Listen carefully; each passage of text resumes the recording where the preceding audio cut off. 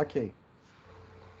Boa noite, gente. É um prazer enorme estar com vocês aqui hoje, num projeto que me deu assim, um imenso prazer. Assim, foi uma ideia que a gente teve e que a nossa querida presidente, professora Kátia Nogueira, abraçou a ideia e nós fizemos um ano assim, buscando esse entrosamento com as ligas, trabalhos dos nossos alunos, e vieram coisas lindas, coisas maravilhosas. Tenho certeza que vocês vão aproveitar demais a apresentação de hoje. As meninas estão apresentando um trabalho muito consistente e sobre um tema essencial, né, que é o aleitamento materno.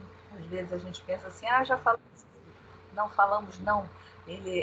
Como eu costumo dizer, tudo que está muito perto do nosso campo de visão, a gente não enxerga direito, né? Então, a gente não tem a dimensão da profundidade, da necessidade de se falar sobre isso, né? Então, eu tenho certeza que vocês vão adorar o dia de hoje, a noite de hoje, né? Na verdade, nós trouxemos aqui pessoas com grande gabarito no tema, como a gente tem feito, e eu tenho assim, um imenso orgulho desse projeto e agradecer de coração a participação de vocês, da doutora Rosane, do doutor Marcos, que foi orientador, professor das meninas que vão apresentar, a Marcela, a Marcela Caroline, né, desculpe, e a Bia, a Beatriz, com quem eu falei direto o tempo todo para a gente organizar isso. Então, vamos fechar o nosso ano com chave de ouro, tá? Vou passar, então, a palavra para as nossas apresentadoras, nossas queridas alunas. Depois eu passo a palavra para o professor Marcos, que as orientou. Depois para a professora Rosane.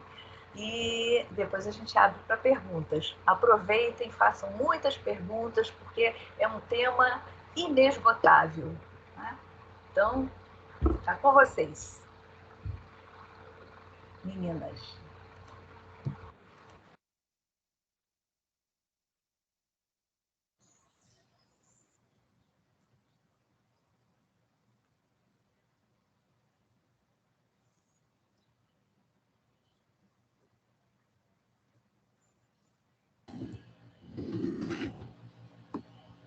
Boa noite a todos, eu sou a Caroline, uma das autoras do artigo.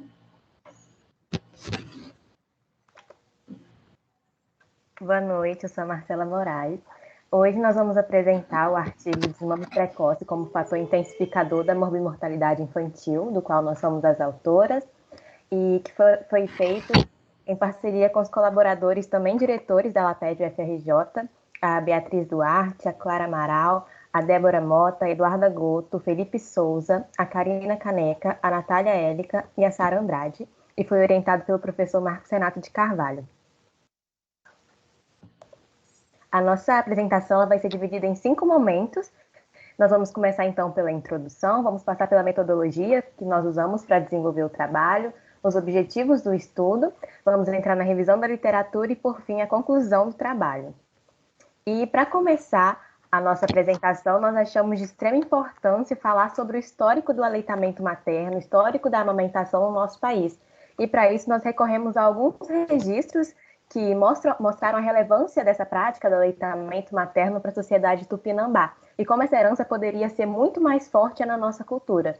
Mas a gente sabe que com a chegada dos europeus, com a chegada dos portugueses, muitos são os registros históricos que mostram que muitos costumes se alteraram, muitas coisas mudaram, e a gente começa a ver uma desvalorização do leite materno, não só isso, mas também do próprio ato de amamentar. A gente tem uma terceirização da amamentação por meio da busca por amas de leite, e a gente consegue ver essa desvalorização até os dias de hoje, seja por meio do próprio desconhecimento que grande parte da população tem a respeito da relevância do aleitamento materno, mas também pela supervalorização de fórmulas infantis, do leite de vaca e das consequências que a gente observa por conta dessa cultura, como, por exemplo, os grandes números de internação por diarreia, as grandes taxas de óbito seja por doença no trato gastrointestinal, doenças no trato respiratório, enfim, situações que poderiam ser amenizadas e controladas por meio do incentivo à prática do aleitamento materno. Pode passar. O nosso trabalho é uma revisão de literatura e foi feita com base em pesquisas bibliográficas sobre os benefícios do aleitamento materno exclusivo. A nossa amostra total foi de 13 textos, incluindo artigos de revistas científicas, dissertações de mestrado, tese de doutorado e capítulos do livro Bases Científicas da Amamentação. Essas foram as bases de dados que nós usamos, Medline, PubMed, The Lancet, ResearchGate, entre outras, e nós tivemos 3 etapas principais do nosso trabalho. As etapas de definição da amostra e de coleta de dados foram realizadas por todos os autores e coautores. Já essa terceira etapa de análise de dados e discussão foi realizada por nós, os autores. Pode passar. De novo. Com esse artigo, nós buscamos reunir dados que comprovem a necessidade e a relevância do aleitamento materno exclusivo até os 6 meses de idade do lactente. E fizemos isso através da exposição tanto dos seus componentes extremamente benéficos, quanto dos malefícios ocasionados pela interrupção prematura da amamentação.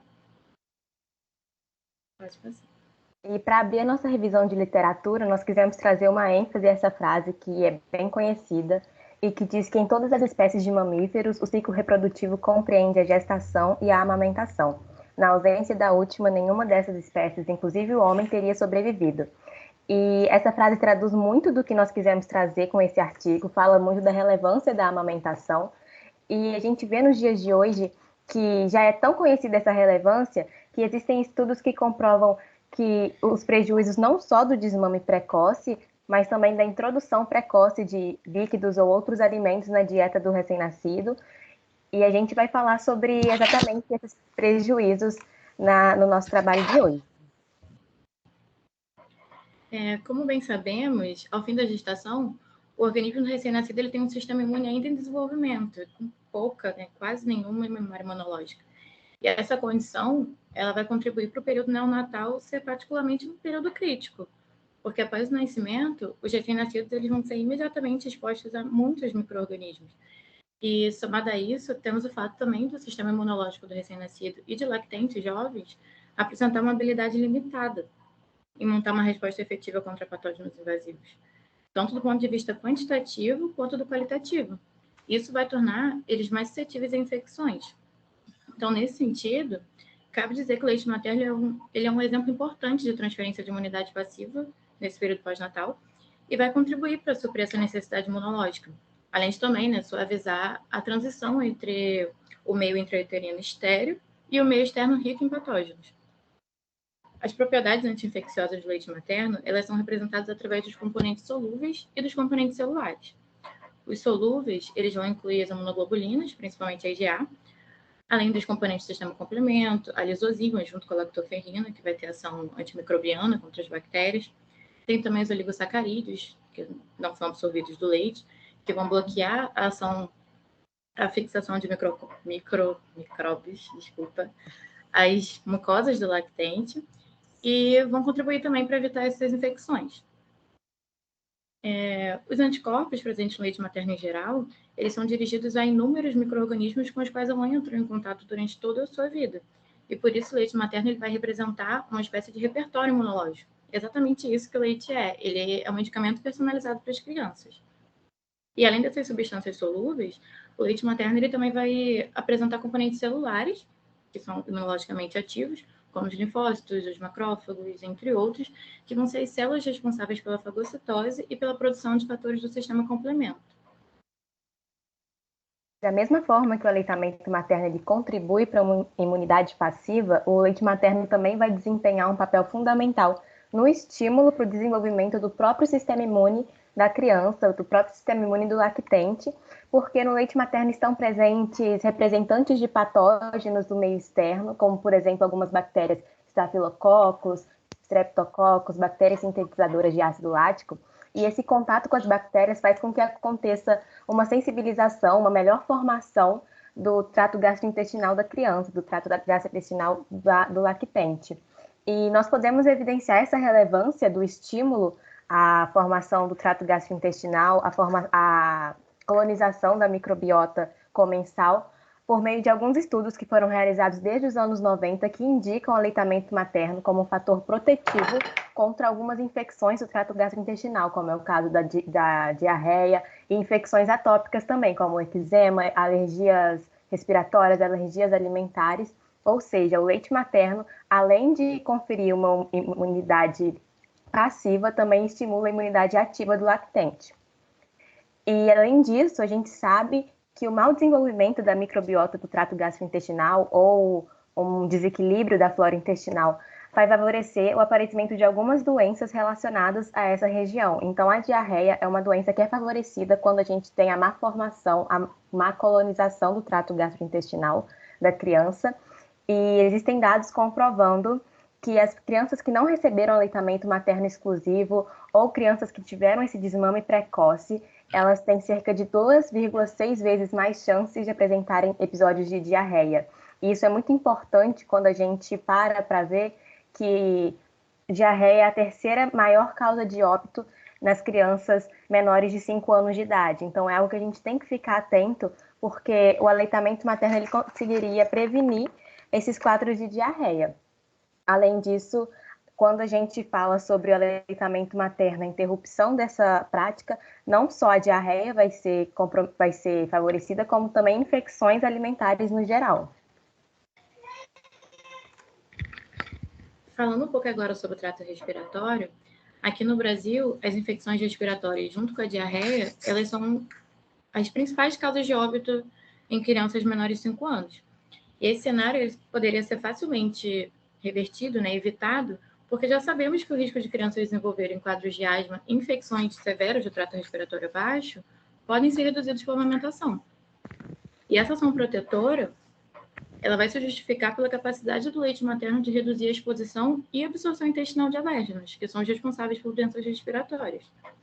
Isso acontece exatamente por conta da composição do leite materno, que é rica em anticorpos, nutrientes, células imunocompetentes e fatores bioquímicos que comentamos já.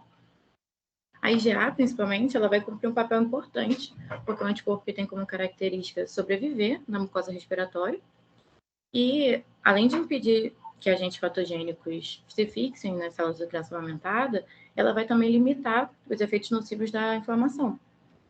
E, além disso, a gente tem também os oligosacarídeos não absorvidos do leite, que também já foi comentado, que eles bloqueiam a fixação de pneumococos pelas células receptoras da faringe.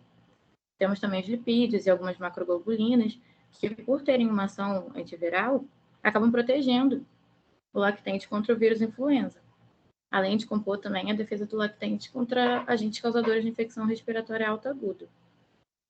E a gente vai ter também CD14, que em altas concentrações vai auxiliar na indução da resposta de linfócitos T auxiliares às bactérias.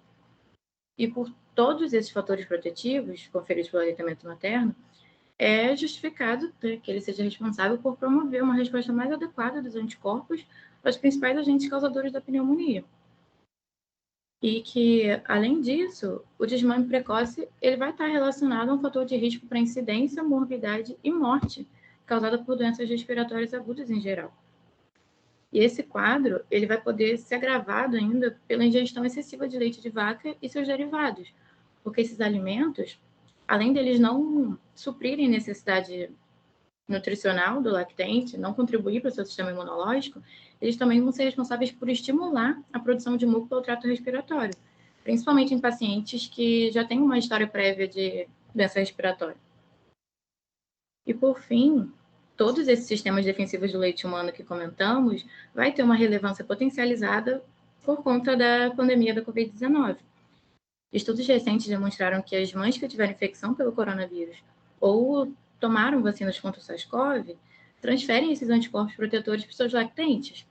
E a importância dessa imunização passiva é evidenciada pelo fato de que as crianças menores de 1 ano de idade ou aquelas que têm condições prévias de saúde e acabam contraindo o vírus, vão ser mais suscetíveis a desenvolver a forma grave da doença, que vai acabar cursando com uma necessidade de internação hospitalar.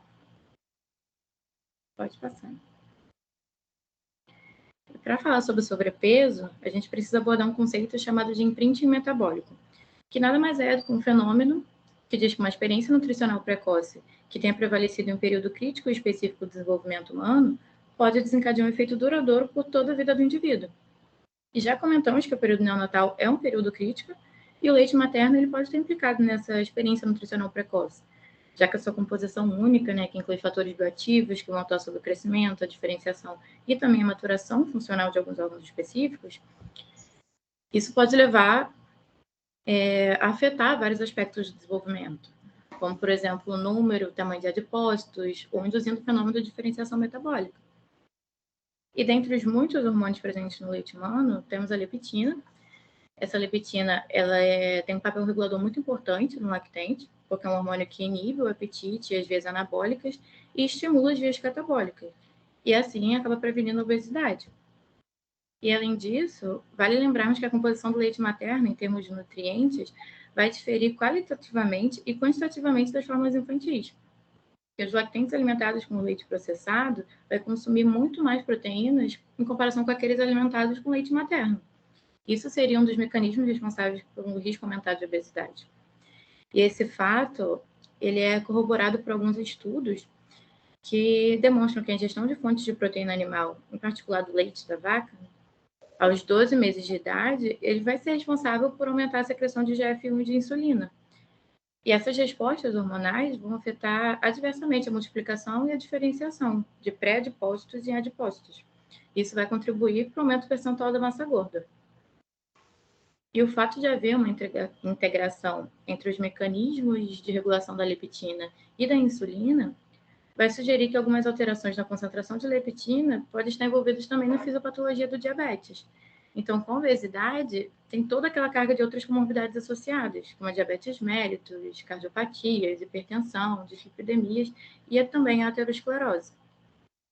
E, por fim, alguns estudos demonstram que para cada mês de retardo na introdução da alimentação complementar, diminui de 6 a 10% o risco de excesso de peso na vida adulta. Isso é, quanto mais tempo demorar para o desmame da criança, menor vai ser o risco de ela desenvolver obesidade ao longo da vida. Pode passar. Bom, e se por um lado o desmame precoce está associado aos maiores índices de obesidade, por outro ele também está relacionado à desnutrição, a deficiência de macro e micronutrientes na dieta do indivíduo. A OMS recomenda que o percentual de mortes infantis por desnutrição não ultrapasse os 5%, mas o que a gente vê no Brasil hoje em dia é que esse percentual é de 20%, muito maior do que o recomendado pela OMS. E por mais que a desnutrição seja um distúrbio multifatorial, ou seja, tenha várias causas por trás desse distúrbio, a interrupção do aleitamento materno está intrinsecamente associada a esse quadro, porque a gente tem várias pesquisas que mostram que as crianças que não são amamentadas de forma exclusiva, pelo menos até os 4 meses de vida, elas apresentam 5 vezes mais chances de terem desnutrição no primeiro ano de vida delas. E isso pode ser explicado pelo fato de que o aleitamento materno, o leite materno, ele atua como fator protetivo contra doenças que podem causar desnutrição, como é o caso da diarreia, que a gente já falou, e também porque o leite materno é um alimento personalizado. Então, ele é produzido de acordo com as necessidades da criança. Caso essa criança precise de certos nutrientes, ela vai encontrar ele no leite materno nas quantidades que ela precisa. Então, a gente tem o leite materno como um alimento personalizado que previne a desnutrição, além de prevenir também a obesidade. E quando a gente traz isso para os dias de hoje, para o cenário brasileiro, a gente volta um pouquinho lá nos anos 70, que foi uma década em que a gente teve muitos índices de desmame precoce. E esses índices começaram a preocupar as entidades de saúde, a população no geral, e aconteceu uma reunião conjunta da OMS com a Unicef. E a partir de então, várias políticas de mobilização a favor do incentivo ao aleitamento materno foram criadas. Já nos anos 80, a gente tem a criação do Programa Nacional de Incentivo ao Aleitamento Materno, das redes de banco de leite humano. Na Constituição de 1988, a gente teve a inclusão da licença maternidade, que também é um marco super importante, porque a partir de então a mulher ela teria um tempo para poder amamentar o filho, mesmo a mulher que trabalha fora. Só que, apesar de todos esses avanços, a gente ainda tem um quadro que precisa de muito progresso. O aleitamento materno exclusivo no primeiro mês de vida, entre todos os nascidos vivos no Brasil, estimado, é de 47,5%, ou seja, menos da metade dos nascidos vivos no Brasil tem esse aleitamento materno exclusivo. Já quando a gente olha aleitamento materno exclusivo nos 120 dias, primeiros 120 dias de vida, essa taxa é ainda menor, de 17,7%. E quando a gente olha os 180 primeiros dias de vida, é ainda menor, de 7,7%. Então a gente vê que tem um longo caminho pela frente. E quando é perguntado para as mulheres brasileiras o motivo pelos quais elas deixam de amamentar, os motivos que levam ao desmame precoce, essas são as principais respostas. O leite secou, tinha pouco leite, precisava trabalhar, então a gente consegue ver que apesar da licença maternidade ter contribuído para um aumento na amamentação, ela ainda não é o ideal, o tempo não é o ideal. A mulher simplesmente decidiu parar, teve a questão de estresse, recomendação médica, o caso de mulheres fumantes que não podem amamentar, a criança que chorava com fome, e aí a gente também entra naquele mito do leite fraco, que muitas mulheres deixam de amamentar por acreditar que tem o leite fraco, mas isso também não existe. A criança que não aceitava o peito e a criança que tem dificuldade de sugar. E a gente consegue ver também a relevância, o papel do profissional de saúde em ajudar, auxiliar essas mulheres a fazer a pega correta, para que elas possam passar por menos vezes dessas dificuldades de criança que não consegue sugar, de criança que não consegue aceitar o peito. E além disso, um outro fator que contribui muito para o desmame precoce é o que a gente chama de confusão de bicos, que é a confusão que acontece quando a criança ela é apresentada à mamadeira, chupeta, bicos artificiais. Quando ela tem contato com esses bicos artificiais, ela acaba acostumando com esses bicos e desacostumando com o seio materno. Então, isso também contribui muito para que essa amamentação seja interrompida e é uma causa muito grande de desmame precoce no Brasil atualmente. Pode passar. E para concluirmos, quando consideramos os diversos quadros associados à mortalidade infantil e a sua crescente prevalência, se faz necessária a identificação de medidas protetivas eficazes, priorizando as medidas simples, de baixo custo e sem efeitos adversos associados. E nesse sentido, ao analisar a literatura, a gente pode afirmar que o leite materno é o alimento mais completo para as crianças nos anos iniciais da primeira infância. Não só pelo valor nutricional elevado, que é muito grande, mas também pelo caráter protetivo que tem associado, além de agregar efeitos benéficos que acompanham o lactente durante toda a vida. E evidências epidemiológicas, assim como a plausibilidade biológica, elas vão corroborar a favor da evitabilidade de doenças comuns da infância e da mortalidade infantil por meio da prática da amamentação. Mas apesar desse cenário de vantagens associadas à amamentação, a prevalência do desmame precoce ainda é evidente. Tem muitos fatores causais e elementos intensificadores desse problema, como a Marcela comentou, que estão associados. E por todos esses motivos, o desmame precoce, incluindo sua multicausalidade e suas várias consequências, se torna um desafio para os profissionais de saúde, porque a ocorrência ela pode afetar o vínculo mãe-filho, além de expor também a criança ao maior risco de desenvolver eventuais doenças, como aquelas associadas a sobrepeso e desnutrição, e quadros infecciosos, como as infecções do trato respiratório e gastrointestinal que comentamos. E esse foi o nosso artigo. Obrigada pela presença de todos. Queria agradecer também em meu nome, da Marcela e de todos os integrantes da Liga pela oportunidade. Muito obrigada. E antes de terminar, realmente, pode passar. Eu só queria lembrar que amanhã vai começar o ENAM, um evento sobre aleitamento materno, que vai ocorrer. E estão todos convidados para continuar essa discussão de hoje, assistindo o evento. E é isso, gente. Muito bem, parabéns, meninas, pela excelente apresentação, excelente mesmo. Estamos muito felizes de ter vocês aqui com a gente nessa noite, que com certeza ainda tem muita coisa boa pela frente, né? Vou passar a palavra para o orientador, professor Marcos, e para ele fazer as considerações, e depois, então, continuamos com a doutora Rosane, ok? Caroline, Marcela, parabéns. Um prazer orientar vocês, porque vocês são muito estudiosas e muito comprometidas e organizadas, fizeram uma linda apresentação. A Elizabeth, a Rosane, que está aqui com a gente, na nossa época não tinha ligas acadêmicas, né? Se tivesse, eu participaria da Liga Acadêmica de Pediatria. Então, vocês estão tendo uma oportunidade muito bacana das ligas, né? Porque elas nos convocam a reflexões e vocês nos questionam temas que não estão no currículo e que precisam ser aprofundados. Felizmente, no FRJ, o aleitamento está no currículo, mas a gente sempre precisa de mais. Eu queria agora ouvir a pediatra Rosane Siqueira, porque a apresentação dela vai complementar a apresentação de vocês. E depois a gente fica aberto para perguntas, tá bom? Perfeito. Parabéns a todos. Eu vou passar a palavra, então, para a doutora Rosane. A doutora Rosane é pediatra, mestre em saúde coletiva, membro da área técnica de saúde da criança da Secretaria Estadual de Saúde do Rio de Janeiro, é membro do grupo técnico interinstitucional de aleitamento materno da Secretaria Estadual de Saúde do Rio de Janeiro também. E vamos ouvi-la, depois fazemos aquele debate maravilhoso que com certeza vai nos deixar assim de alma lavada, né? Como a gente diz. Agradeço o convite, né, da Soperte, da Liga, parabéns, Marcos Renato e as meninas. Obrigada, Elizabeth, a Carmelias, que me convidaram mais diretamente. Obrigada a vocês.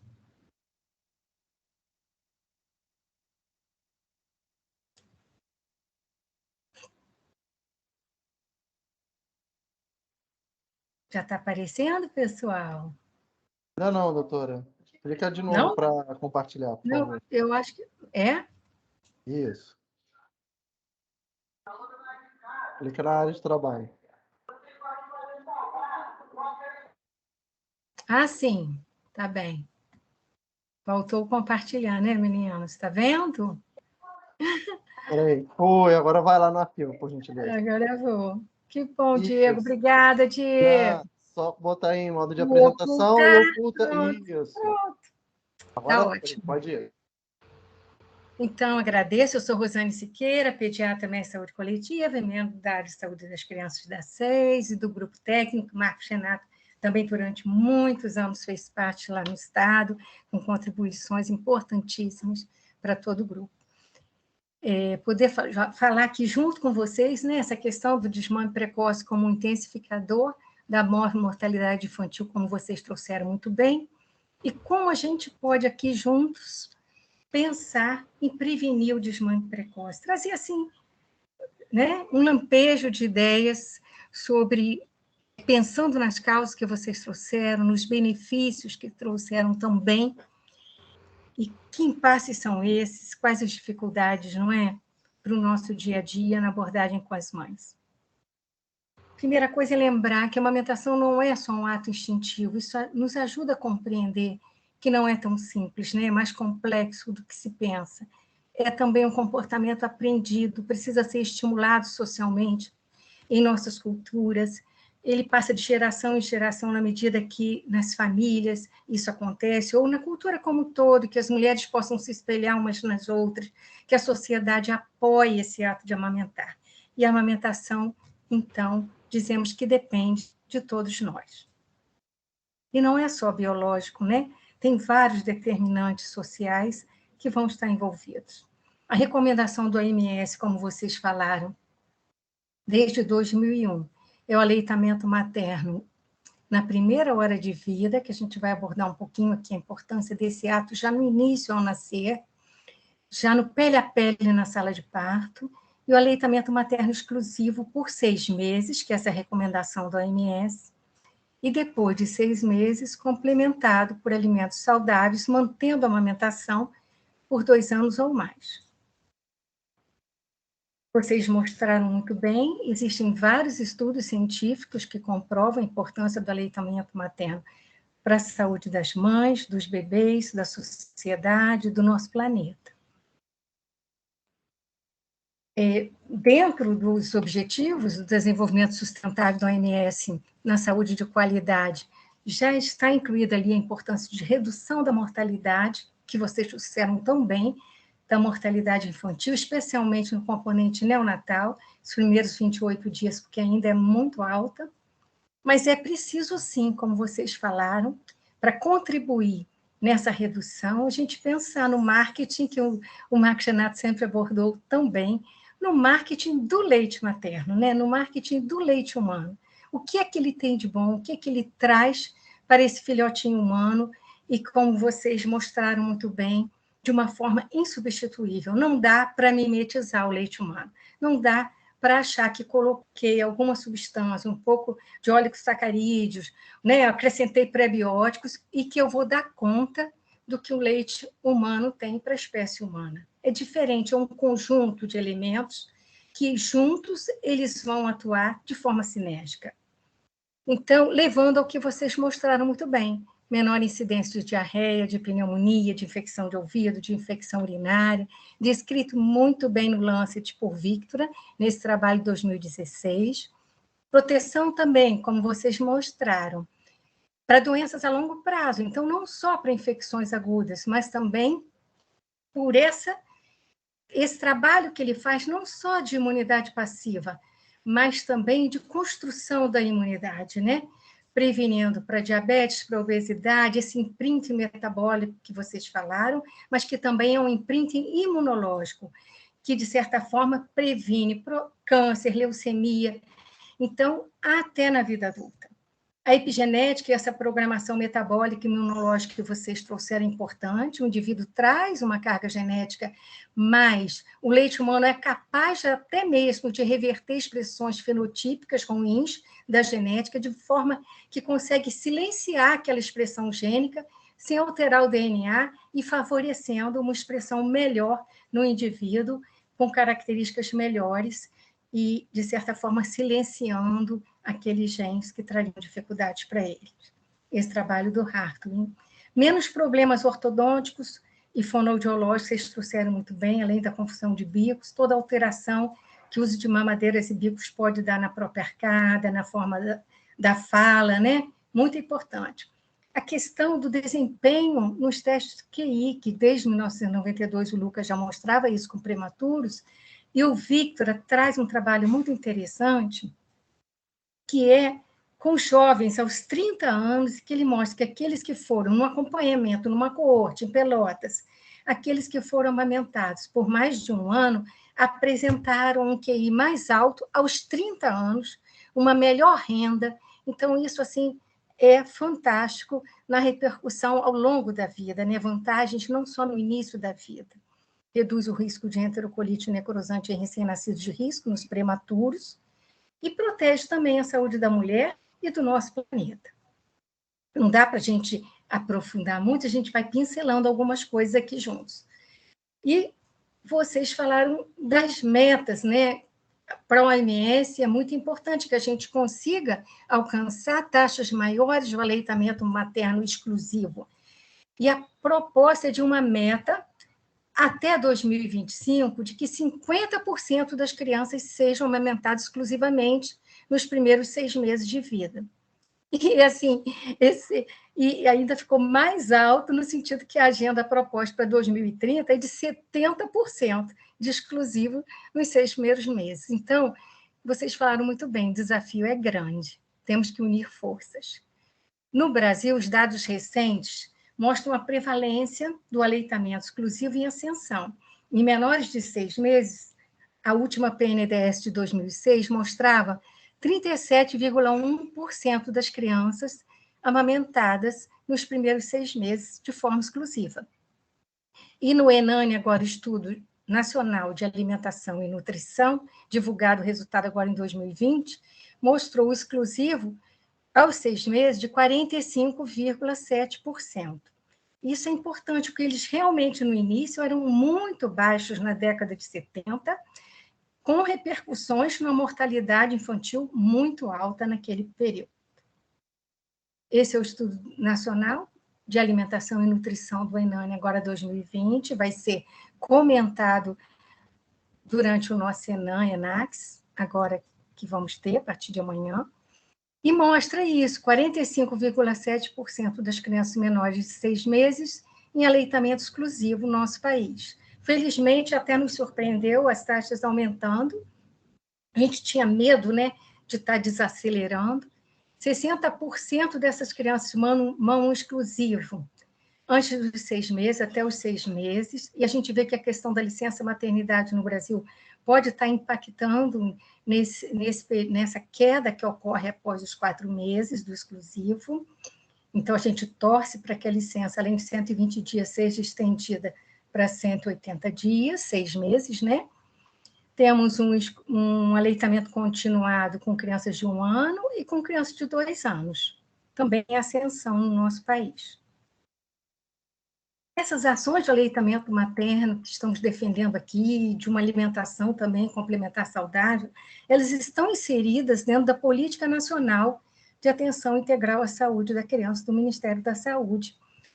Essa política foi instituída, nós já tínhamos várias ações pela saúde da criança no Brasil, mas não tinha uma política ainda instituída, né? E essa portaria, 1130, de 5 de agosto de 2015, institui a política nacional com 7 eixos, sabe? O primeiro eixo, atenção humanizada, a gestação no parto e nascimento e recém-nascido, que é tão importante, esse começo de vida, esse trabalho integrado com atenção também obstétrica, né, e do pediatra, esse acompanhamento também multidisciplinar nesse período, de uma forma humanizada. O aleitamento materno já é o segundo eixo, alimentação saudável, o desenvolvimento primeira infância, acompanhamento do crescimento, as curvas de desenvolvimento também, os agravos prevalentes das doenças crônicas, prevenção de acidentes e violência, promoção da cultura de paz, que foi já num perfil diferente da criança da década de 70, vai ganhando uma relevância, vai sendo causa de morte, assim, já importante, primeira causa de morte acima de 1 ano, violência e acidentes. Então, a política, ela já integra essas outras ações estratégicas que precisavam ser inseridas. A questão da criança com deficiência, e como vocês estão aqui também defendendo muito bem, a prevenção do óbito infantil e fetal, comissões, discussão das causas, não é? E de trabalhar a questão da morte evitável, o que podemos fazer. Tudo isso dentro da rede de atenção e valorizando a atenção básica de saúde, os nossos consultórios, né, de pediatria também, as consultas, também atenção hospitalar e atenção básica, com ações, as 7 ações estratégicas. E como é a mortalidade? Como eu falei, a saúde infantil e a redução da mortalidade infantil já faziam parte da agenda de saúde pública brasileira há várias décadas. Até porque, na década de 70, a mortalidade era altíssima, e vocês falaram muito bem, chamou a atenção do OMS de que era preciso uma política pública, mesmo até mundial, pensando em reverter, né? E surge a questão da iniciativa Hospital Amigo da Criança, várias ações buscando reduzir a mortalidade. A taxa da mortalidade infantil é um importante indicador de saúde que nos ajuda a entender as condições de vida de uma população. Vários esforços e iniciativas vêm sendo implementados ao longo desses anos para reduzir esse índice. Podemos ver que o Brasil já percorreu um longo caminho, desde a década de 70, onde eram mais de 50 mortes por bebês naquele período, por 1.000 nascidos vivos. Então, eu trouxe essa tendência mundial, só para a gente, claro, está defasado, eu vou apresentar dados mais atuais, mas realmente era altíssima na África, na Ásia, mas mesmo na América Latina era muito alta. E na década de 70, que é quando eu me formei, e 80, então você encontrava mais de 60 por 1.000 nascidos vivos, e depois, felizmente, foi caindo, e essas ações estratégicas, aleitamento, imunização, terapia da hidratação oral, controle de pneumonia, foram fundamentais. A estratégia de saúde da família depois também, né? E é preciso mesmo que a gente consiga reduzir a mortalidade, ela foi uma das metas do Objetivo de Desenvolvimento do Milênio, e nós conseguimos cumprir a meta estabelecida, que era de redução no Brasil para 15,57 óbitos por 1.000 nascidos vivos.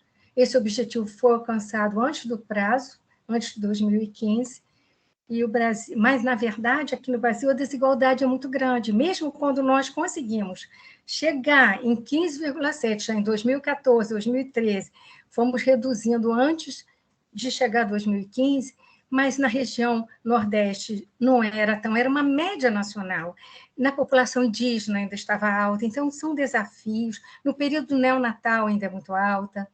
E a taxa de mortalidade no Brasil, mais ou menos de hoje, né, 2011 a 2019, vocês veem que ela vem decrescendo, e depois, em 2019, subiu um pouco e depois reduziu novamente. Aqui no Rio de Janeiro, a mortalidade infantil está em 12,6, 2020, 12,6 por mil nascidos vivos. E as causas maiores são no período neonatal, afecções originadas logo após o nascimento, então, primeira semana de vida e menos de 28 dias de vida, porque se divide a mortalidade infantil num componente que é neonatal e pós-neonatal. Então, nós conseguimos atuar bastante no pós-neonatal, quer dizer, mas sempre tem que continuar atuando, mas o neonatal, menos de 28 dias, continua muito alto. Então, a questão da sepsis, do desconforto respiratório, prematuridade, as malformações, e mesmo sífilis, coronavírus, já, como é de 2020, ele já aparece aqui como causa de mortalidade, a sífilis, que também está muito alta, causas externas e doenças respiratórias. Por isso, é importante pensarmos também estratégias na mortalidade infantil que trabalhem a mortalidade neonatal. Mas não é só a questão do risco de asfixia. A sepsis, onde a infecção neonatal, o aleitamento tem um papel fundamental, e a gente não pode esquecer disso. Então, o Ministério da Saúde tem trabalhado com o Qualinel, com ações onde você pode também, naqueles prematuros, ter todo um cuidado da iniciativa Sou Amigo da Criança, do método canguru, que o Marcos Renato trabalha tão bem, na questão de bancos de leite, sendo usado o leite humano para essas crianças, para reduzir a enterocolite necrosante, a sepsis, que são causas de morte nesse período. Então, a redução da mortalidade é uma parte essencial dos esforços, né? A neonatal, para reduzir a mortalidade infantil, e está incluída como uma meta da Agenda de 2030 do desenvolvimento sustentável, né? Que após 2015 conseguimos dar conta lá no ODM, e os ODS lançados de 2015 a 2030, eles incluem no ODS 3, no terceiro objetivo do desenvolvimento sustentável, até 2030, acabar com as mortes evitáveis em recém-nascidos e crianças menores de 5 anos, com todos os países objetivando reduzir a mortalidade neonatal para pelo menos 12 por mil nascidos vivos, e a de menores de 5 anos para pelo menos, né, para menos de 25 por mil nascidos vivos. Esses são os objetivos, e no objetivo 3, mas a gente vê que o aleitamento, ele passa, e foi tema da Semana Mundial, um dos anos aí, na erradicação da pobreza, da fome, né, numa educação de qualidade que impacta, como vocês viram, até no desenvolvimento a longo prazo do indivíduo, vários desses, e do próprio planeta, tudo isso.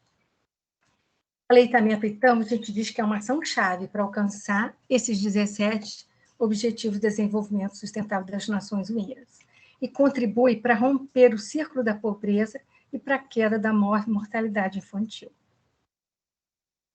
A mortalidade neonatal por causas evitáveis, como, por exemplo, a enterocolite, mesmo ali nos primeiros 28 dias, você tem mortes evitáveis por enterocolite necrosante, por diarreia, por gastrite infecciosa, por septicemia bacteriana, e que poderia ser reduzida em 16,3% se todas as crianças começassem a amamentar no primeiro dia de vida, e em 22% se a amamentação ocorresse na primeira hora de vida.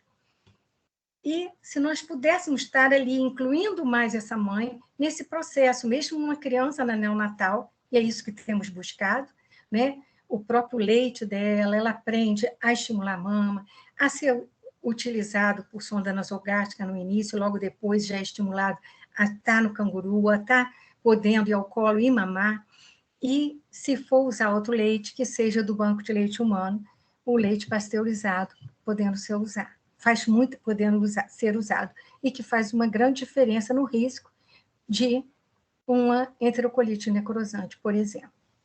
Os primeiros 28 dias de vida de qualquer criança são cruciais e podem determinar as chances desse bebê sobreviver. Milhões de bebês morrem antes de completar 28 dias. Esforço para implementar iniciativas em maternidades públicas, onde você tem maiores taxas de mortalidade, pode ser mais eficiente para reduzir a taxa de mortalidade infantil geral com essa questão do período neonatal, além do pós-natal, como vocês mostraram muito bem na prevenção de diarreias, pneumonia, todo esse cuidado para reduzir a mortalidade, mas também com impacto no período neonatal. No estado do Rio de Janeiro, 70% dos partos ocorrem em maternidades públicas e somente 15% das crianças nascem em hospitais amigos da criança. Nós temos 15 maternidades certificadas como amigas da criança no estado do Rio de Janeiro, todas públicas. Então, 1 em cada 6 crianças no estado do Rio é que nasce em um hospital amigo da criança. E essa ação é fundamental, porque trabalha a amamentação, o pele a pele na sala de parto, essa formação do microbioma que vocês falaram também, tão bem, não é? Desse imprinting, que não é só um imprinting emocional, de vínculo mãe e filho, que é fundamental, mas um imprinting também metabólico e imunológico. Parabéns. Mas é preciso que a gente pense, então, em construir uma cadeia, uma rede de calor, de apoio à amamentação em várias frentes, porque ela não se dá só no nível individual, a gente está entendendo isso aqui, né? Tem as características da mãe e do bebê, a relação mãe-bebê, tem um componente biológico, mas também tem todo um componente social e toda uma rede de apoio que é fundamental, o lugar de emprego, a família, como esses serviços de saúde funcionam, e também políticas públicas, legislação adequada, uma mobilização social, como fazemos na Semana Mundial, para que toda a sociedade possa também estar apoiando a questão da amamentação. E sempre entendendo o manejo e o aconselhamento. Como prevenir, então, o desmame precoce e a introdução desnecessária de complementos?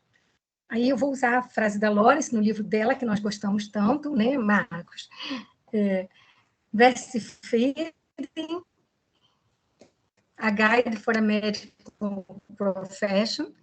Para uma mãe, se a amamentação está indo bem, não é suficiente. Numa abordagem com a mãe, a gente também vai precisar estar observando, usar habilidade de aconselhamento para que ela possa conversar mais sobre como está a amamentação e poder falar das suas dificuldades. Muitas mulheres, ao serem melhor abordadas, aí sim, elas vão relatar as dificuldades que elas estão tendo no manejo da lactação. E a melhor maneira de saber se a amamentação está indo bem e prevenir o desmame ou introdução de complementos é colher essa história, pensando nessas habilidades de aconselhamento, com uma escuta, com uma abordagem onde você também vai dar informações relevantes, sem excesso de informações e muito direcionada para a questão que ela trouxer. E observar também uma mamada. Eu falo que faz parte da consulta pediátrica. Conhecer o processo de lactação é fundamental também para que nós possamos ajudar com o manejo as questões que elas trouxeram, né? Avaliar a dupla mãe e bebê na amamentação e poder dar respostas às questões e às dúvidas que surgem. Por isso, eu vou trazer um pouquinho desse manejo, desse processo da lactação, da anatomia, da fisiologia, de como esse processo se dá na mulher.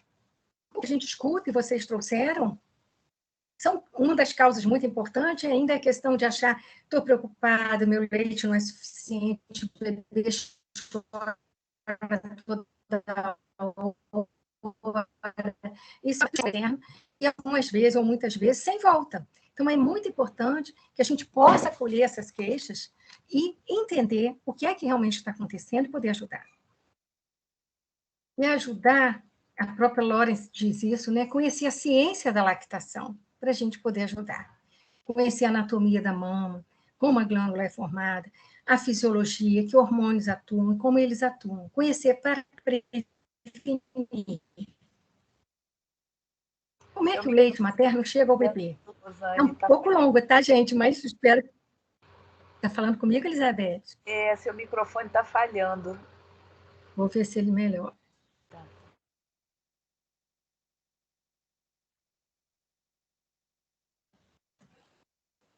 Com o leite materno chega ao bebê. Deu para ouvir? Sim, agora sim. Vou falar mais devagar, né? Não, então, é importante. Mesmo, não é a sua forma de falar, não. É que ele está entrecortando. sabe? De vez em quando, tá? Tá. A internet não é tão boa quanto a gente pensa, né? Vai me ajudando, então, aí. Então, observar a mamada, colher a história e oferecer ajuda prática, informações relevantes. Entender que as mamas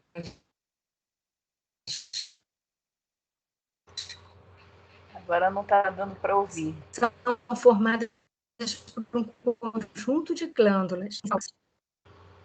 Não está dando para entender. Você tem como botar um cabo na sua internet? Não. Eu tenho como mudar de lugar. Deixa eu ver se fica melhor. Fica mais perto do modem, doutora, por favor.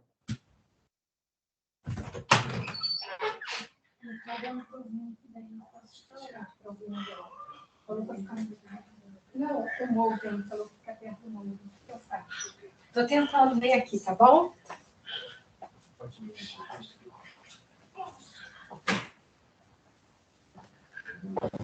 É lá na sala, mas aí então eu abri a porta. Vamos ver se fica melhor. Tá dando para ouvir?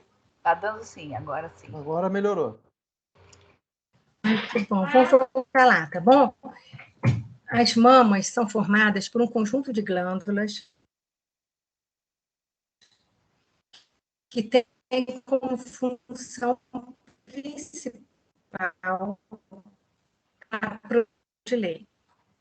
Entre a segunda e a sexta costela, na linha do leite, mas algumas vezes, e depois elas regridem, né? E nós ficamos só com os brotos mamários na região anterior do tórax. Mas eu coloquei isso porque algumas vezes nós encontramos na nossa clínica mamas acessórias na idade adulta. Então, essa linha do leite, que vai da axila até a região inguinal, você pode encontrar alguns resquícios de mamas acessórias ou supranumerárias, esses mamilos. É comum na axila. Então, após o parto, ela se queixar de que está com uma massa, mas depois da apojadura, já vai regredir sozinho na maior parte das vezes. Ouviram? Sim, ouvimos sim. Hein? Estamos Como é essa glândula e que elementos compõem a glândula mamária? A nossa glândula ela é composta por alvéolos mamários que vão produzir o leite. Olha, as células alveolares, produtoras do leite, elas ficam aqui dentro dos lobos mamários. Em volta dela fica uma célulazinha mioepitelial, que tem a função como um elástico, de comprimir e fazer o leite caminhar. E já a alveolar, ela tem a função de produzir, vai jogar lactose, imunoglobulina, oligosacarídeo, a partir da circulação, para dentro do alvéolo, formando a secreção láctea, que depois caminha pelos ductos lactíferos e vai sair aqui no mamilo.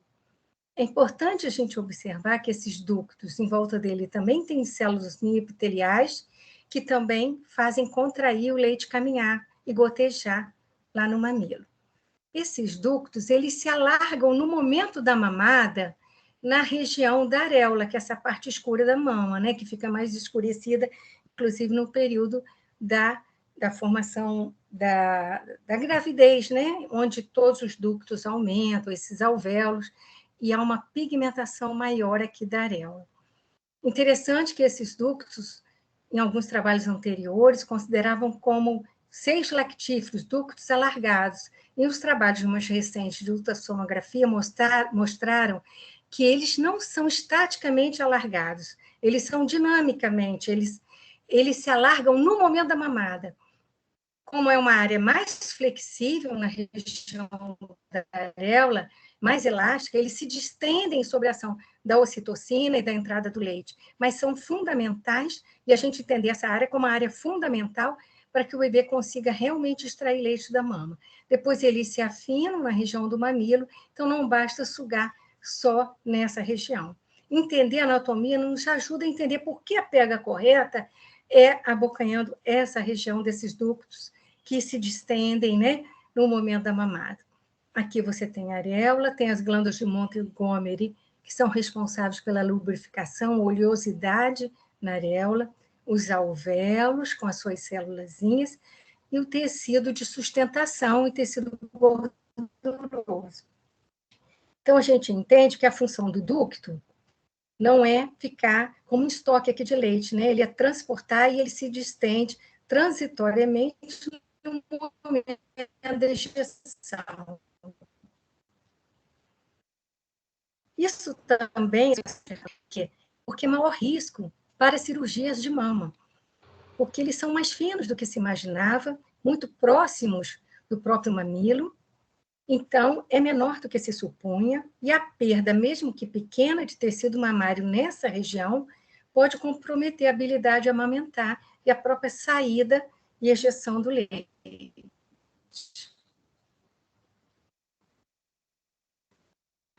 Outra coisa importante é a gente entender que o profissional de saúde deve ensinar as gestantes e nutrizes a conhecer as suas mamas e tranquilizá-las afirmando que tanto as mamas grandes quanto pequenas produzem leite. A quantidade de glândula e de lóbulos mamários é muito semelhante entre nós. O que difere mais é o tecido de sustentação e tecido gorduroso, que vai dar a forma da mama. Então, é bom poder falar sobre isso desde a gestação. Lembrar também a importância da observação da mamada, do apoio, do ajuste de pega, que vão ser fundamentais para o sucesso da amamentação. Então, além de entender a anatomia e tudo que compõe a mama, é importante entender também como eu coloco isso para funcionar, né? E a fisiologia da lactação é isso. E aí?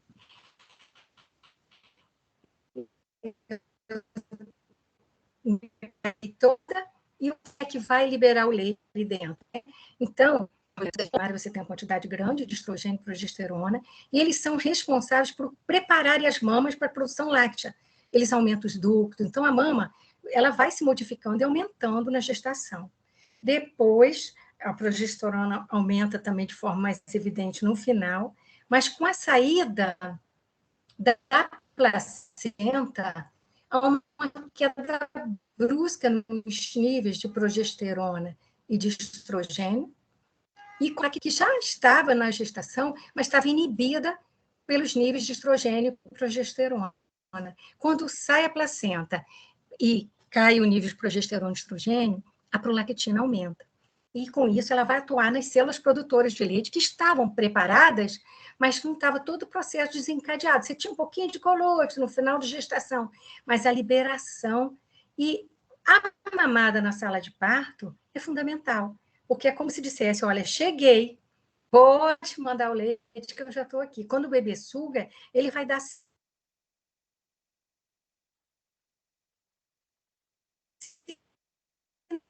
para a liberação dos hormônios da prolactina e da ocitocina.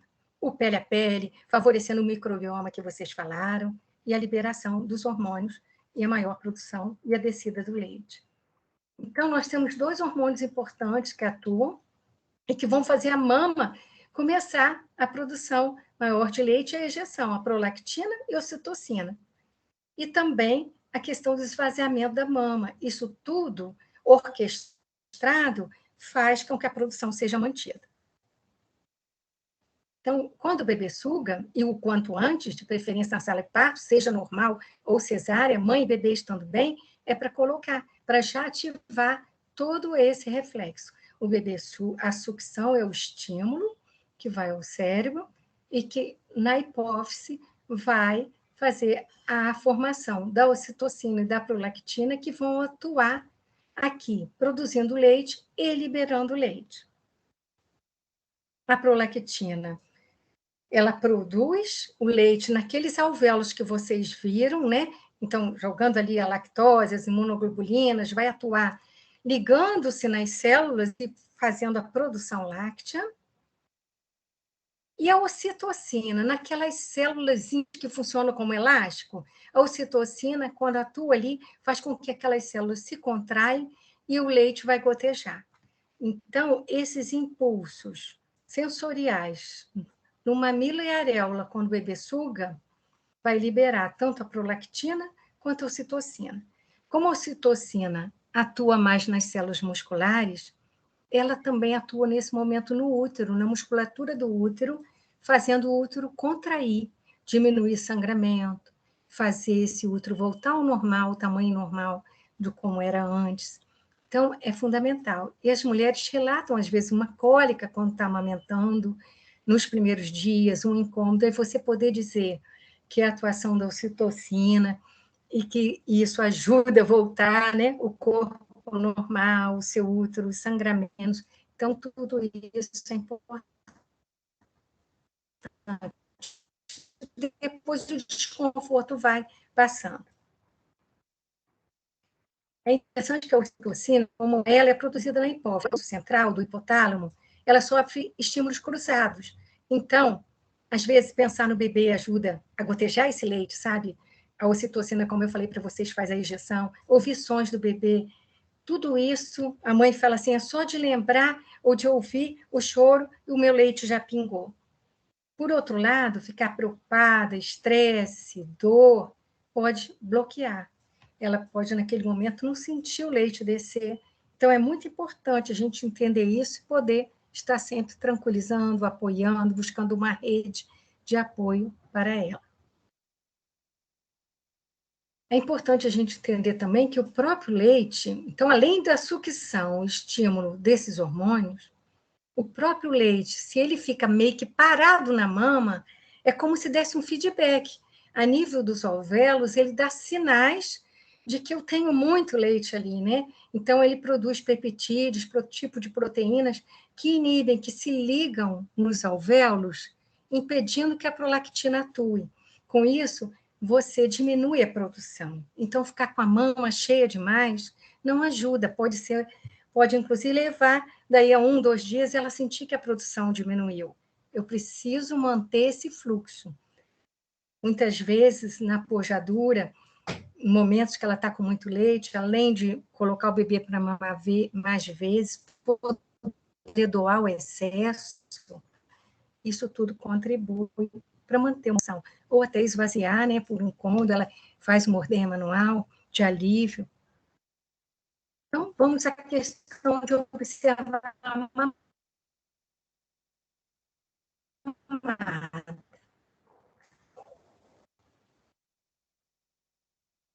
É importante, como eu disse, escolher.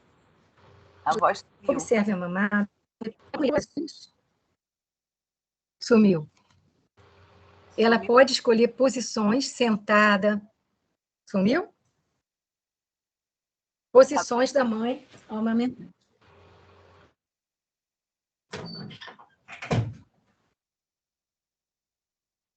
Trazendo o bebê junto ao corpo, mesmo que deitada ou sentada. E o importante é que o bumbum do bebê esteja apoiado, nádegas apoiadas, trazendo o bebê de frente para a mama, para o corpo da mãe. E isso ajuda que ele consiga fazer uma boa pega. Melhorou, Elizabeth? Elizabeth? Está alternando, às vezes vem, às vezes não, entendeu? Eu estou fechando os microfones aqui para a gente tentar manter. Tá bem. Tá. Também já estamos terminando, hein? Variar as posições, mas sempre manter esse alinhamento, cabeça com o tronco do bebê bem virado para a mãe.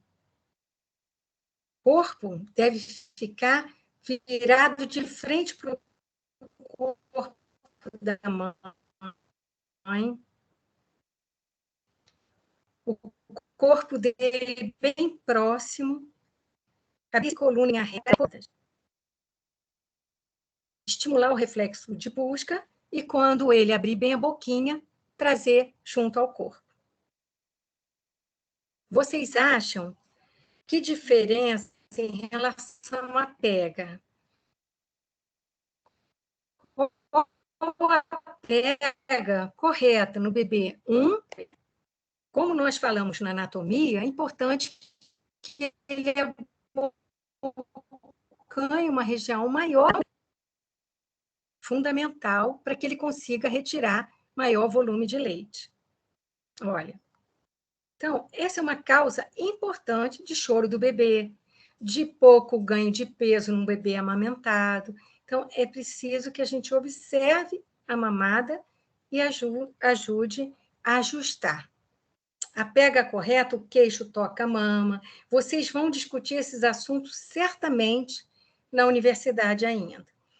O lábio inferior voltadinho para fora, bochecha enchendo, sabe? Não fica encovada. A areola, muitas vezes, você até nem vê muito, mas se estiver vendo, é mais porque o queixinho está encostado. Dessa forma. Os lábios acoplados na mama, queixo encostadinho, pouca areola visível. Estou imaginando a Carolina e a Marcela, não sei se é Carolina ou Carolina, tá bom? E a Marcela lendo junto comigo, a boca bem aberta, os lábios virados para fora, as bochechas arredondadas, mais areola superior que inferior, não consigo visualizar o inferior. A língua vai estar rodeando o bico lá dentro, não é? A boquinha do bebê rodeia a região mamilo-areolar e sucções lentas e profundas. Observe aqui essa sucção, como se dá. A língua vai à frente, a areola lá no palato, e vai ordenhando, retirando o leite com esses movimentos peristálticos que a língua vai fazer. Então, vocês entendem que é totalmente na formação da face, não é? No tônus da língua, ao falar as palavras.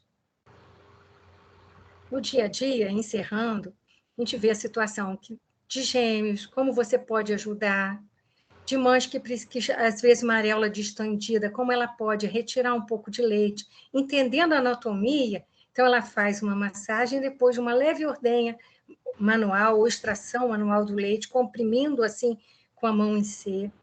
Como pode o leite ser dado num copinho para o bebê? Ela pode deixar leite quando for trabalhar, ou se ela tem excesso, ela pode doar. São situações que vamos encontrar no dia a dia e fazer um manejo, ajudando a mãe. Alguns casos de confusão de bico, às vezes nós usamos o próprio leite ordenhado, gotejando, o bebê vendo mais volume, ele ficando na mama, ou outros com mais dificuldade, ou uma questão de uma mama redutora, né? Uma mamoplastia redutora, se precisar complementar. Usar dessa forma para manter, aumentar a produção dela e, às vezes, até retirar qualquer uso de complemento posteriormente, se foi prescrito. Então, são situações para a gente, no dia a dia, tentar manter o aleitamento materno exclusivo. Não basta ser a favor do leite materno, encerrando, o profissional de saúde precisa conhecer os problemas que podem ocorrer durante a amamentação e oferecer orientação segura para que a mãe e bebê possam superá-los. Obrigada. Muito obrigada, doutora Rosane, pela excelente explanação. Temos o tempo certinho, temos 20 minutos para fazer um debate. Desculpa aí o som, né? Pois. Acontece. São os problemas da internet que a gente não tem como resolver, né? Então, agora está chegando a Vivo aqui. Talvez seja melhor que a da Claro. Não tem conseguido evoluir muito. Nós já temos algumas... E é tão importante, né? Um instrumento que trabalha assim, fundamental atualmente, como a gente falou. Peço desculpa.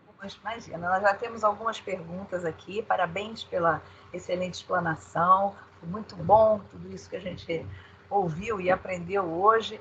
E agora, assim, eu queria só abrir a nossa discussão, assim, em relação a tudo isso que foi dito, a fisiologia da mama, né, aos benefícios, em que isso impacta objetivamente, né, na prevenção do desmame. Queria que você falasse um pouco disso e queria também que você falasse um pouco dos mitos e verdades sobre essa questão. Vou passar a palavra, depois eu vou passar para as perguntas aqui, que tem umas perguntas interessantes já no chat, e a gente vai procurar responder aí através de vocês dois, estejam à vontade, se quiserem responder, tá bom? É verdade. Eu ia falar isso, eu espero que o professor Marcos Renato, grande companheiro aí de luta e de trabalho à frente aí das políticas públicas e também na rede particular, que também tanto necessita, e nas universidades, que trabalho maravilhoso, que a gente possa estar conversando juntos. Marcos, espero ter atendido a expectativa dessa conversa. Tenho certeza que esse tema vai ser abordado e melhor explorado durante as suas aulas. Eu acho que eu quis trazer foi a ideia, tanto Caroline quanto Marcela, de que a gente conhece, e o Marcos sabe bem disso, né, Marcos? Os benefícios da amamentação nós discutimos muito também na década de 80 e de 90, mas o manejo frente às dificuldades, e para nós pediatras, especialmente, ainda era um desafio. Então, depois aqui, né, na própria política pública, né, Marcos, é que se passou a abordar melhor a questão do manejo da lactação e também do próprio aconselhamento e amamentação, habilidades de comunicação, a forma de falar com as mulheres, para que elas possam realmente trazer suas dúvidas. O que eu quis mostrar é isso, que elas chegam com queixas. Leite fraco, não é? Pouco leite. Ainda é dúvida. Ou mesmo trauma mamilar, porque agora também trazem muito essa questão do trauma mamilar, do engurgitamento, tá bom? E a gente poder solucionar. Perfeito. Em relação a aquelas substâncias galactagogas, fala um pouco disso, por favor. Porque Vou deixar o Marcos falar para me ajudar. Fala, Marcos, por favor. Os galactogogos. Ele vai falar. Bom, antigamente a gente usava metoclopramida, domperidona, sulpirida, e hoje a gente sabe que não funcionam como deveria e tem muitos efeitos colaterais.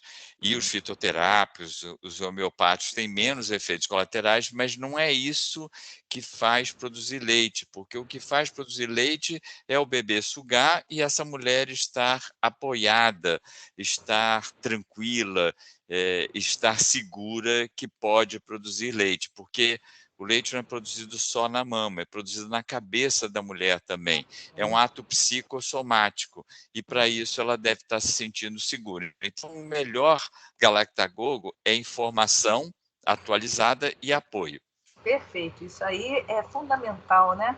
E aí eu queria falar um pouquinho, perguntar para vocês sobre essa questão. Perfeito, maravilha. A gente, por exemplo, sabe hoje que temos tolerância zero com drogas, né? Olha, querida professora Conceição aí,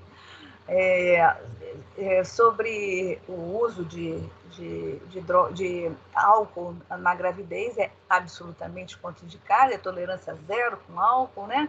E em relação ao período do aleitamento, né? É claro que a gente não vai usar, mas tem alguma coisa para vocês trazerem para a gente em relação a isso, ao uso de álcool de uma forma geral? Marcos, eu vou falar um pouquinho, você completa para me ajudar, tá bom? Por favor. Tá. Então, só um instante, Elizabeth, tem 3 perguntas. Eu vou das fazer, pessoas. Eu vou fazer. Tá bom, para a gente poder responder. Ok. eu começo, Marcos, você termina, tá bom? Então, sabendo que o álcool é uma substância lipossolúvel, e naqueles alvéolos, toda a membrana do alvéolo é lipossolúvel, ele é muito absorvido e, por isso, ele passa numa grande quantidade para o leite materno. Coisa que na minha época, dos anos 70, era aquela história da cerveja preta, não é? Então, as meninas talvez não saibam desses conceitos, mas era, né, pensava-se que podia ajudar na produção. Então, um risco grande, porque é muito absorvido no leite, quase a quantidade da circulação. Então, se a mãe tiver com uma amamentação prolongada, é proposta, né, após 6 meses, continuar amamentando, pode-se, aí eu vou deixar para o Marcos Renato, ter uma vivência grande também no consultório, pensar como dar um espaço, a criança já está comendo outros alimentos, como isso poderia ser resolvido, essa questão, se realmente ela for, às vezes, usar de alguma forma, que é usado nas nossas festas, nossas reuniões, se for o caso, como poderia ser, mas de preferência não ser usado. Perfeito. Professor Marcos, quer comentar?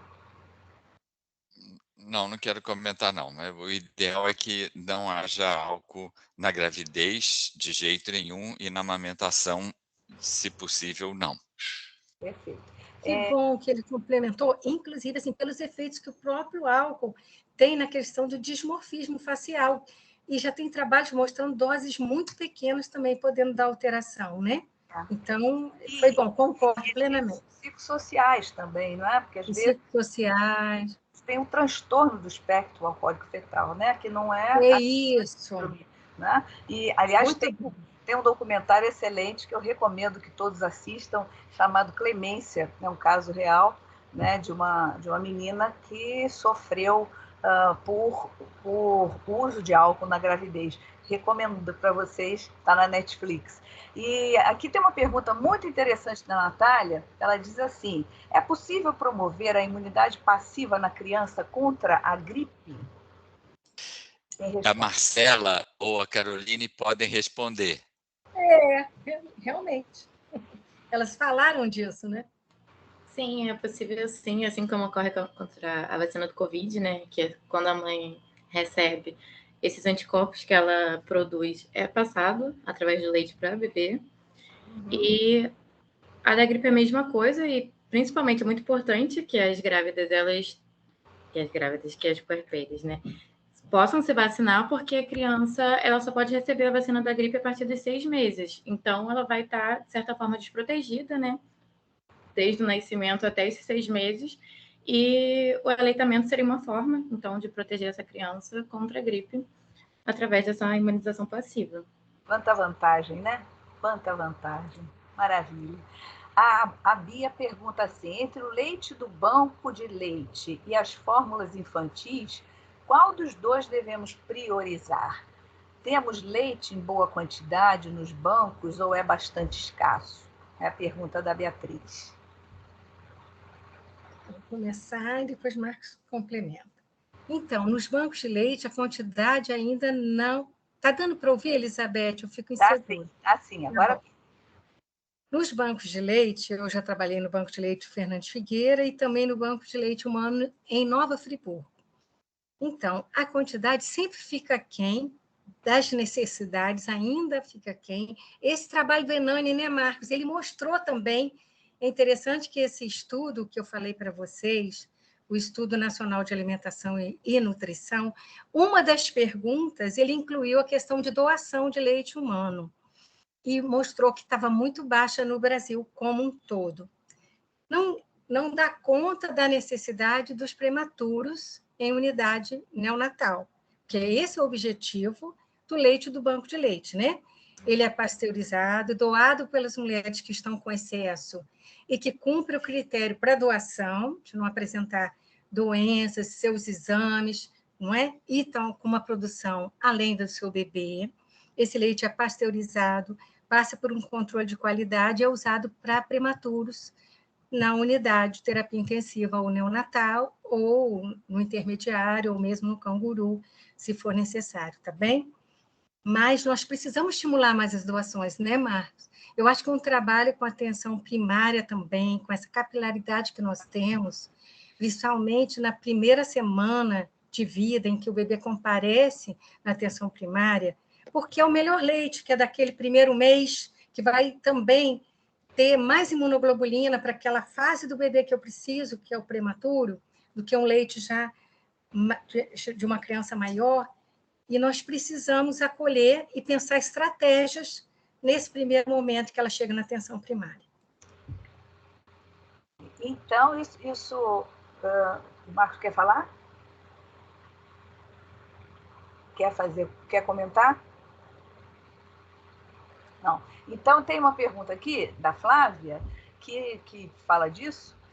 Quanto tempo leva, semanas, dias, para a produção se adequar às necessidades do bebê depois da pojadura? Essa é uma pergunta importante para ser esclarecida, né?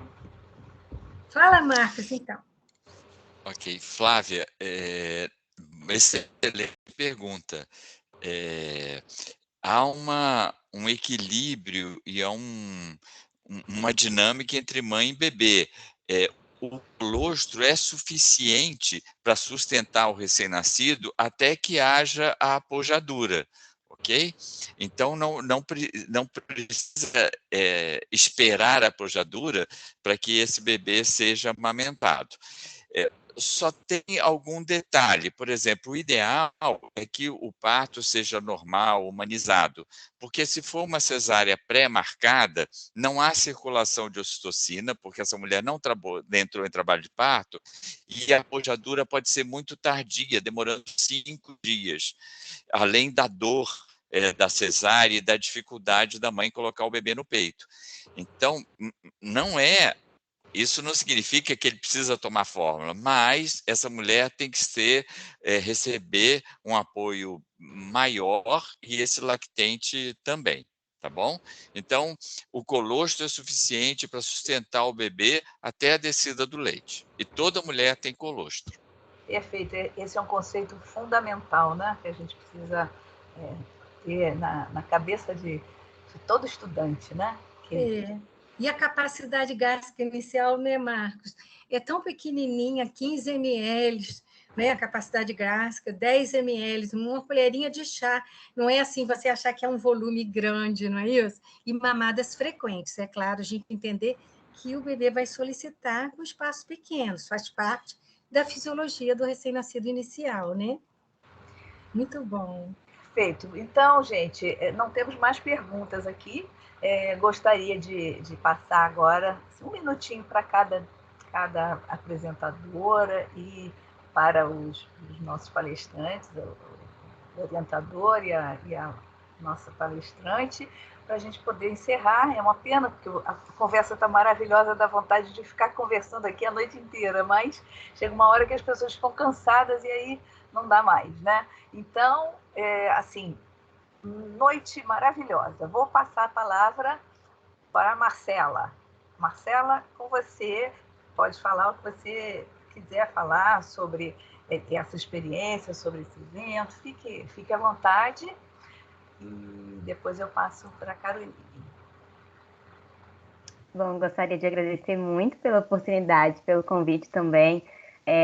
Não só a Soperj, mas também a Bia, que eu acredito que ainda está aqui, né? Que ela fez todo o contato com a Soperj, foi passando para a gente.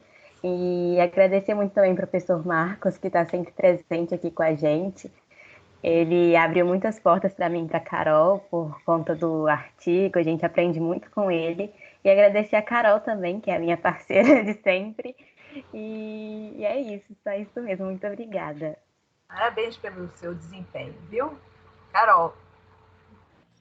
Eu só queria agradecer a todos vocês também, a Rosane por complementar a nossa fala, a Elizabeth pelo convite, e principalmente ao Marcos também por toda a ajuda. Foi maravilhosa a experiência e espero poder estar de novo no ano que vem. Né? Exatamente. Muito obrigada. Ok, parabéns, Carol, também. Marcos, por favor. Eu agradeço muito, é uma honra trabalhar na universidade e ter estudantes assim de tão bom nível, tão interessadas, e a Liga Acadêmica de Pediatria é uma grande parceira na difusão, na promoção, proteção e apoio ao aleitamento. Eu só queria dizer aos pediatras que amamentar não é fácil, é preciso ter um conhecimento da psicofisiologia da lactação, das técnicas de lactação e das habilidades de aconselhamento, saber escutar, ter empatia. Então, eu conclamo os pediatras que estudem a amamentação para poder a gente chegar aos níveis que são necessários para diminuir a mortalidade infantil.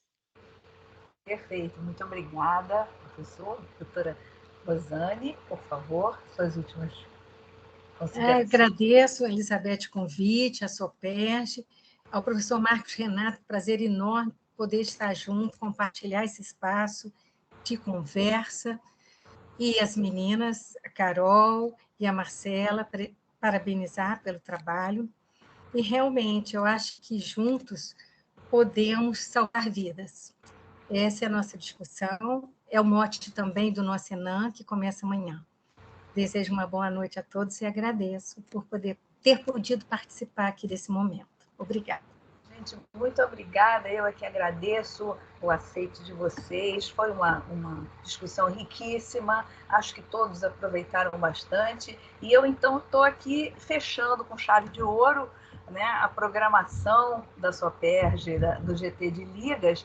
E, assim, sem deixar de falar um pouquinho, bem rapidamente, só para a gente encerrar, sobre esse protagonismo. O Marcos falou lá, no nosso tempo a gente não tinha ligas, né? Realmente.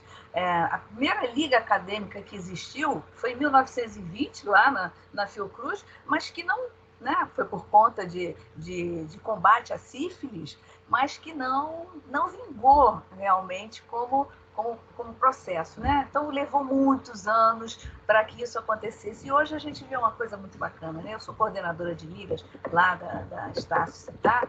E recentemente nós tivemos um congresso, Congresso Nacional das Ligas Acadêmicas de Medicina, que foi um sucesso, totalmente preparado pelos alunos. Nós demos o suporte, eu, professora Carmen Elias e mais alguns outros professores, nós demos o suporte, mas eles é que fizeram tudo. E fizeram um trabalho muito, muito bacana, muito bonito, e a gente vê assim, a capacidade de vocês a cada dia, e isso deixa assim, nossa, o coração bate feliz, né? E aí, só para encerrar, é uma coisinha de 1 minuto e pouco, mas eu gostaria de mostrar para vocês um trabalho que nós fizemos e que foi apresentado no Conlan, sobre este protagonismo estudantil. Eu vou pedir ao Diego, nosso queridíssimo Diego, que nos dá todo esse suporte sempre quando a gente precisa, e o trabalho flui muito bem com ele. Assim, um ano inteiro nós tivemos esse suporte. Vou pedir ao Diego para colocar esse videozinho para... É uma maneira de incentivar o aluno, né? Um projeto que nós fizemos e que ficou muito bacana, eu queria apresentar para vocês. Diego, pode colocar, por favor?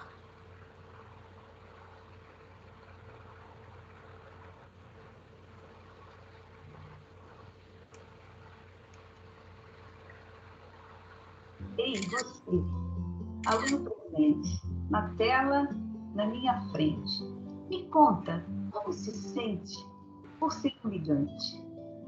Ser um ligante, professor, é ser um escavador, é ser amante do saber e assumir esse amor. É não sentir saciedade quando encara uma verdade. É querer ser maior, me superar, no meu poder de brilhar e meu limite ultrapassar. É ter clareza que competir só tem valor se não ferir e que a grande competição é comigo mesmo, não com o outro. É sobre minha superação, minha agregação, das quais não abro mão. Além disso, eu gostaria de saber, curiosa e atenta, o que para você integrar uma diretoria representa? Prof, compor a diretoria é ser o fio condutor para alcançar metas com valor. Não se trata de chefiar, trata-se de liderar. E liderar não é impor, liderar é a arte de inspirar. Liderar uma liga é o ponto de partida para os desafios da vida. É exercitar e estimular a minha proatividade, ajudando o colega nas suas atividades. É cuidar do meu senso de responsabilidade. É desenvolver a minha capacidade de gerenciar relações e conflitos com sabedoria e habilidade. É cumprir o meu papel social com ética, respeito e dignidade. É me capacitar e contribuir para um mundo com mais igualdade. Se liga, a liga da liga.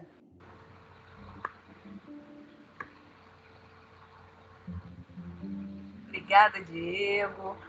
Muito obrigada. Isso foi um trabalho que nos deixou assim muito emocionados, muito felizes. Assim, fizemos isso em 3 dias, assim, sabe? Foi uma coisa muito gostosa. E para deixar aqui para vocês o quanto a gente admira este protagonismo, né? Que vocês deslanchem em sucesso, que o ano de 2022 seja maravilhoso, que a gente vença todas essas dificuldades e que vocês brilhem e brilhem a cada dia, tá? É isso que a gente deseja. Tudo de bom. Encerrando com pena dessa conversa tão gostosa, mas faremos outras com certeza. Tá certo? Parabéns. Muito obrigada. Obrigada. Obrigado, doutor. Estou encerrando a gravação. Boa noite, gente. Boa noite. Obrigada também.